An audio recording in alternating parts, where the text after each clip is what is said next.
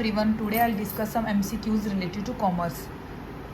First question is direct supervision over depositories and the mutual fund is undertaken by. कौन करता है उसको? NBFC मतलब non banking financial corporation, RBI, SEBI. कोई भी डायरेक्ट सुपरवाइजन होता है डिपोजिटरीज में, म्यूचुअल फंड्स में, सिक्योरिटीज़ में, उसको कौन हैंडल करता है? SEBI. Second one, in the call money market. एक दो तरह की मार्केट होती है आपकी, money market, capital market. Money market short term के लिए होती है. Which of following participant is allowed to trade. कौन पार्टिसिपेंट है अलाउड होते हैं ट्रेड करने के लिए? बेसिकली इसमें आपके कमर्शियल बैंक्स ही होते हैं. ठीक है, इसमें दो तरह के होते हैं, एक आपके बोरोर्स होते हैं, एक आपके लेंडर्स होते हैं. जैसे प्राइमरी डीलर है, that are called, these are related to borrowers. ठीक है, कॉर्पोरेट्स हैं, corporates only commercial bank, all of these. अगर इसका एग्जैक्ट आंसर देखा जाए सी होगा, ओनली कमर्शियल बैंक, क्योंकि पार्टिसिपेंट कमर्शियल बैंक होते हैं. इसमें क्या होता है, जनरली कॉल क्या होती है, इसमें आप फ़ोन करते हो, साथ के मनी मंगवाई जाती है. ठीक है, नेक्स्ट वन इज़ आपको मैच करना है following private ownership and free enterprises. ये सिर्फ क्या होते हैं, ये वो वाले आते हैं जहाँ पे आपकी कैपिटलिस्टिक मार्केट होती है. गवर्नमेंट ओनरशिप, यहीं से पता लग रहा है, जहाँ पे गवर्नमेंट की ओनरशिप है, जहाँ गवर्नमेंट का रोल है और सेंट्रल अथॉरिटी काम कर रही है, वो कौन सी होती है? Socialistic. Market for the sale and purchase of previous issued security. दो तरह की मार्केट होती है, एक प्राइमरी होती है, एक सेकेंडरी होती है. जो आपकी प्राइमरी मार्केट होती है वो आपकी रिलेटेड होती है न्यू सिक्योरिटी से, and these are the previously issued security, it means secondary. Next one, the apex consumer court in India is referred to as. Consumer court का अपेक्स सबसे बड़ा कौन सा है? National consumer dispute redressal commission. तीन होते हैं, एक नेशनल होता है, एक स्टेट होता है, एक डिस्ट्रिक्ट होता है. Who is the chairman of 13 finance commission.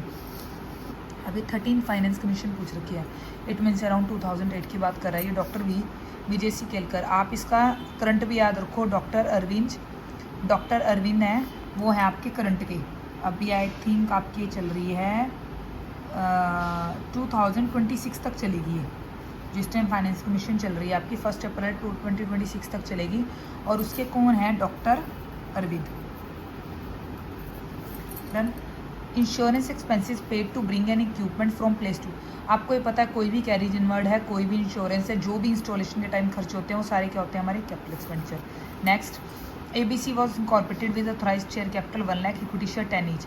Board of director company के डिसाइड कर रहे हैं, अलॉट करेंगे 10,000 शेयर. देखो क्या होता है, कंपनी के स्टार्ट होने से जो प्रमोटर होते हैं ना, वो सारे काम करते हैं.